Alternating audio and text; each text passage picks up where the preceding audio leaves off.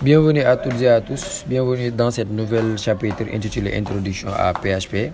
Ce support est un cours destiné aux étudiants débutants en PHP dans le cadre de la licence 2 en informatique de l'université Alioune Diop de Bambey. Il couvre les bases du langage PHP et présente des exemples pratiques pour débuter et développer des kits dynamiques. D'abord, on va faire l'introduction à PHP, installer PHP, exécuter un script, les bases en PHP, variables, ça on l'avait déjà fait, type de données en PHP et les opérateurs. On va voir un peu parce qu'on va utiliser les structures de contrôle if, else et les boucles, ainsi que les boucles. Après, je vais faire une vidéo intégrale concernant les boucles. Et aussi, on va faire les formulaires, créer un formulaire en HTML et traiter les informations avec PHP pour le rendre dynamique. Les fonctions aussi en PHP, la déclaration et un appel de fonction. Voilà. PHP est je vous l'avais déjà défini, hypertexte, son initium, hypertexte processeur. Est un langage de programmation côté serveur utilisé principalement pour créer des sites web dynamiques, etc. L'installation, on l'avait déjà fait, on a utilisé WAMP. Vous pouvez utiliser WAMP ou XAMPP. WAMP ou XAMPP, ces outils permettent d'héberger des fichiers PHP sur votre ordinateur. L'exécution d'un script, on l'avait déjà fait aussi avec la commande echo. Bonjour tout le monde pour afficher tout dans le navigateur. Lorsqu'un fichier est stocké sur un serveur, il affichera bonjour tout le monde. Voilà, comme vous le savez. On va passer vite fait parce qu'on veut faire la pratique aussi avec les formulaires. Voilà les variables en PHP, déclaration, tout ça on l'avait déjà fait. Je pense que les opérateurs aussi. Je vais aller vite parce que voilà, la base c'est ce que je voulais faire. Voilà, les formulaires. Attendez un peu. Voilà, les formulaires en PHP. Les formulaires HTML permettent à l'utilisateur d'envoyer des données à un serveur. PHP peut ensuite traiter ces informations, ces données, les données saisies par l'utilisateur. Il y a un exercice ici, on va passer directement au code. On va créer un fichier. Formulaire.html. Voici un exemple de formulaire qui envoie les données à un fichier PHP pour le traitement. Il y a forme, méthode, post, parce il y a deux méthodes d'envoi, post ou get, et l'action. L'action, c'est-à-dire le fichier à laquelle on va envoyer les données que l'utilisateur a saisies pour traiter ces informations, c'est-à-dire récupérer les données qu'il a envoyées. Et après, lors du traitement de ces données, lors du traitement, on va vérifier quelle méthode on a envoyé. On a utilisé ici le structure de contrôle if, et on va récupérer le nom et l'âge. Et l'afficher dans le navigateur. C'est juste ça. On va vite fait passer à la pratique parce que les théories ça sert absolument à rien. Toujours avant, il faut aller dans C, XAMPP, htdocs, et là vous pouvez créer un fichier. Je vais nommer le fichier formulaire.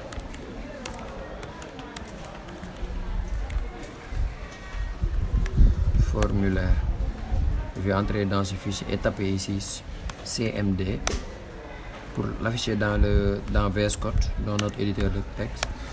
On va mettre code point et on a ça. Et ici on va créer un fichier comme il nous l'a bien demandé ici, un fichier nommé formulaire.html. On va créer notre fichier HTML formulaire.html.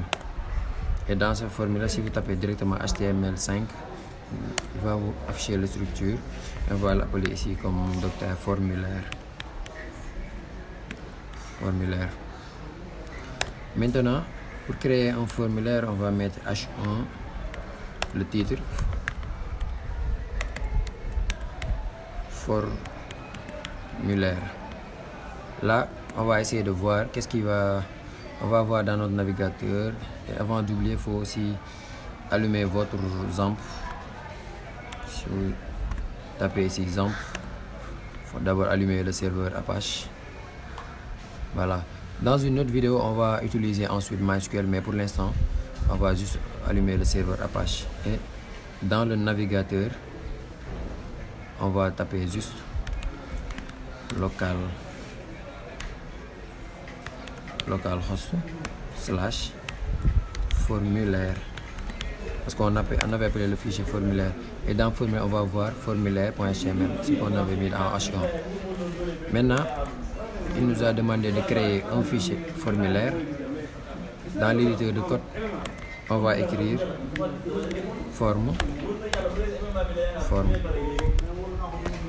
et notre formulaire aura comme action traitement.php. Traitement.php, c'est le fichier qui va stocker les données que l'utilisateur aura saisies. Et on va utiliser quelle méthode? Méthode post. C'est la méthode post. Et ici, on va mettre label pour mettre. Attendez, je fais des erreurs. J'écris vite pour mettre le nom, et on va mettre un input type texte et name, la variable à laquelle si l'utilisateur saisit son nom, on va le stocker dans ce type de variable. On va le nommer nom, et on va faire aussi ce même principe. On va créer, il nous a demandé nom et quoi, il avait fait nom et âge. On va mettre ici âge, et ici on va le stocker dans une variable de type âge.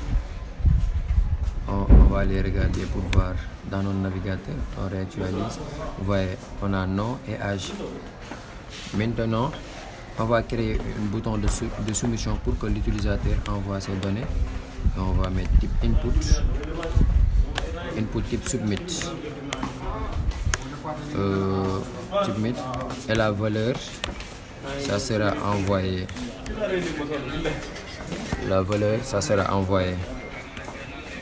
On va regarder, voilà, nom, âge. Maintenant si l'utilisateur saisit son nom, par exemple, il va mettre Modou, âge 22. Si on clique sur le bouton envoyer, rien ne va se passer, not found, c'est-à-dire pas trouvé. C'est-à-dire le fichier, et vous voyez dans l'URL on a traitement.php, c'est-à-dire il a envoyé les données dans le fichier traitement.php, raison pour laquelle on l'a ici, mais on n'a pas encore créé ce fichier. Maintenant on va créer ce fichier ici, traitement.php. Maintenant si on fait ce fichier, on réactualise seulement, on aura une page blanche pour voir que on constate que ça fonctionne. Maintenant on va faire PHP. Maintenant on va créer une variable nom qui est égale à $, parce qu'on a envoyé les données. Si l'utilisateur clique sur le bouton submit, s'il met dans l'input de type texte son nom, on va mettre la valeur qu'il a exécutée, on va l'insérer dans nom. Et raison pour laquelle pour récupérer cette valeur, on va mettre $post, et le type de requête qu'il a envoyé c'est $post arrobase le nom de la variable qui est nom, c'est ce nom là. Vous voyez, je vais mettre nom utilisateur pour que vous puissiez mieux comprendre. Vous voyez, on va mettre ici nom utilisateur, point virgule, et pour l'âge aussi $âge égale $post crochet, on va mettre âge utilisateur,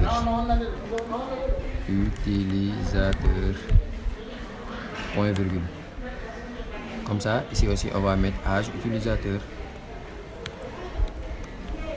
utilisateur. Vous voyez, nom utilisateur, âge utilisateur, c'est ces mêmes variables qu'on a mis ici, et on l'a stocké dans les variables de type nom et âge. Maintenant pour afficher dans le navigateur, on met echo et votre nom et $nom, le nom de la variable qu'on a mis, et votre âge et $âge. On va essayer de voir dans le navigateur qu'est-ce qu'il va. Vous voyez, si on réactualise, il a mis des erreurs non utilisateurs, undefined key. il n'a pas vu ces outils. Attendez. Undefined case, line 3 et line 4. Non utilisateur. Line 3, line 4. Non utilisateur copier. Et on va le mettre ici. Non utilisateur. Et âge utilisateur. CTRL C. CTRL V.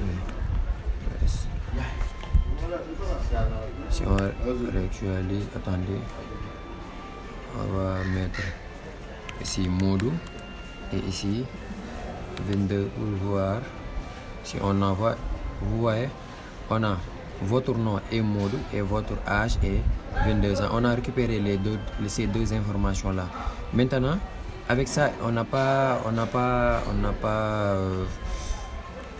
fait la vérification comme il nous a montré ici. Il faut d'abord vérifier si